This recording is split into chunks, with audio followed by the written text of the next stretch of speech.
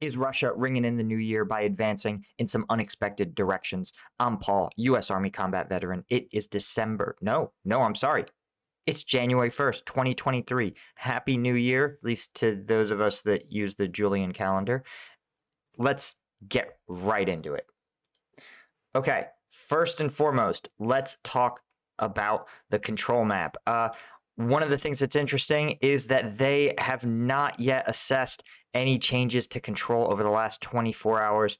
However, when we look over at War Mapper, he actually gives us two updates. The first of which is that Russian forces have captured the settlement of Doronahizianka, probably, which is south of Huyaipole. Let's take a look where that is on the main map, right? It's in Zaporizhzhia Oblast. This is sort of the surprise to me, is that it's actually right down here. And it's obviously a contested region, right? Fairly recently liberated, but we have seen very few changes to control in this region, right? Zaporizhzhia has not been a focus of Russian forces for some time. There was what for Russia was a politically controversial decision to put a lot of forces into trying to take Pavlivka. As you may remember, there were actually leaked drone footage coming out of Pavlivka of just it felt like every day there were Russian attacks on the city as they attempted to take it, and it inflicted the Ukrainians inflicted significant casualties on what was at the time a actually very well regarded Russian naval infantry battalion. So top tier Russian troops really paid a huge price to take Pavlivka, and as you can see, they did so, sure, but it didn't really open anything up to them. A lot of a steep price paid for something that isn't really a stepping stone to anywhere. So it's interesting to see Russian forces, again, in Zaporizhzhia still trying to make advances. And it's not super clear what the advantage will be. They may perhaps be attempting to traverse this wide open ground and get to Huliapol, but which you can see this is in fact a pretty vital roadway here. You can see all of these roads leading to other places on the front, and they're offset enough that they're relatively safe from Russian harassment.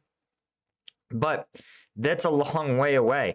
Capturing this village, you still have to cover a lot of open terrain to get to any real target of operational value.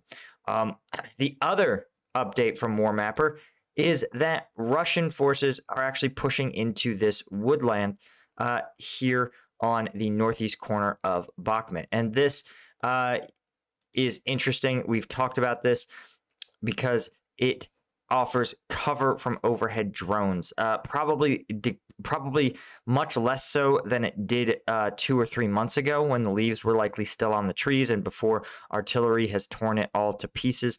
But still, any amount of overhead cover is going to be beneficial to Russian forces that want to advance, because as we've seen, Ukrainian drones are absolutely an effective attritional weapon. And you can see here that the map actually lists the entire woodland as contested.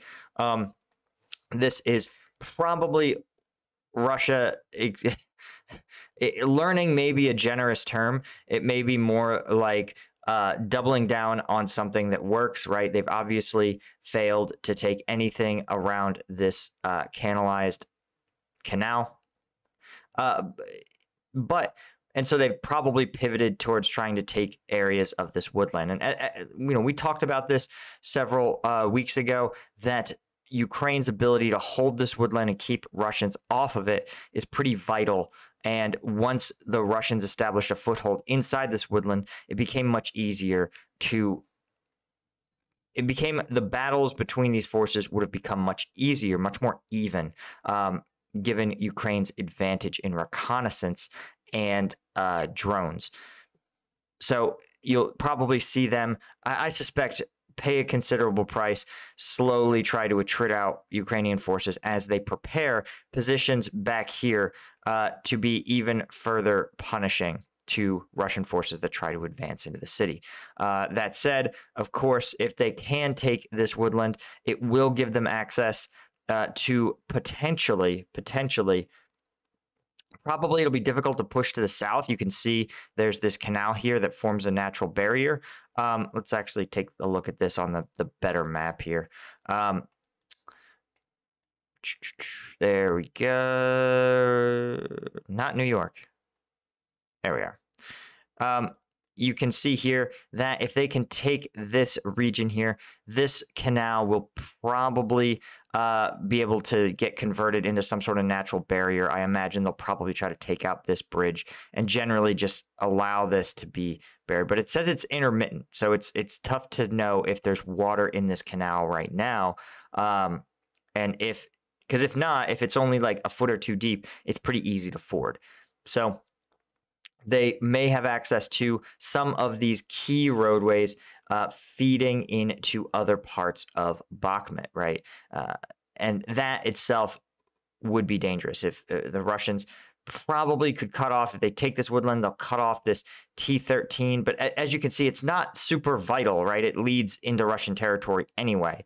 But the bigger danger would be this T-05-13 if they can use indirect fire to effectively deny this to Ukrainian forces. That could be a problem. But you guys can see the struggle with urban warfare. It's a little bit like, it's not like a heart attack, right? When there's very few routes into or out of a region, you cut off two of them. It's like pinching off an artery to your heart. It's going to starve that heart considerably. But instead, because there's so many routes through cities like this, pinching off even a major artery will cause some delays and some disruptions to resupply efforts, but it's not necessarily going to completely cut off forces. And you guys can see that it looks here with depending on how this TO5 gets cut off, even if they have to go transition, they could turn here and go this back route. They could even potentially, it looks like, maybe come down through this way. Well, let's see. Actually, Bakhmut may have some problems. I mean, they can also probably take this long road through, what's this, Kazan? But actually, as you look at it, there is kind of a problem here for the Ukrainian forces. Now, look, you can see there's just not a lot. There's so much north-south traffic here. There's so many of these arteries that are rail. But if you're trying to resupply troops, rail may not work. So you really need roadways. And when you zoom it in, you realize that there's actually not a ton of roadway here. So if they can cut off this T513, it's actually pretty vital if you assume, which again is an assumption, that Ukrainian forces can't run trains on these tracks. I think that's really, really pretty likely. And that you're supplying just with trucks. So yeah, I would say that stopping the Russians from getting too much into this forest could become a problem if they can take the whole thing and if they can set up indirect fire positions to deny use of T513. Again, a vital roadway into Bakhmut north-south. Less vital, though, because, of course, defenders can also get resupplied through all these roads to the west, right? 506 leads in here. This H32 also leads in without too much of an issue. Let's see what else can get you into Bakhmut. It looks like there may be some backways along some of these unimproved trails, but it looks like the two major ones into the city are probably 506 and H32. And it's, again, going to be so much work for Russian forces to try to deny Ukrainian forces these two major roadways. I sort of suspect that already Ukraine is primarily using these simply because the T513 is so vulnerable. And just bear in mind that supplies can come in this way, and then they could get dispersed using T513 and these other major roadways as close to the front as the Ukrainians can get. So all in all, I wouldn't say that losing this forest, it may allow Russian forces to engage in some level of disruption and a little bit of denial to Ukrainian forces' ability to maneuver in Bakhmut, but it won't affect their ability to resupply. And again, it's one thing to take this sort of territory. It's another thing to turn it and parlay that into additional offensive operations. As we've seen, Russians have really struggled with that lately. Anyway, guys, that's all I had for you.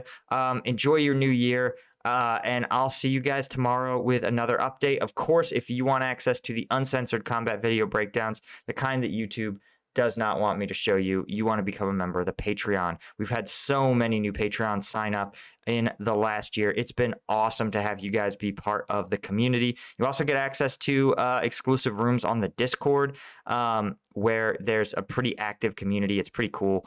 So I'll see you guys in the next one.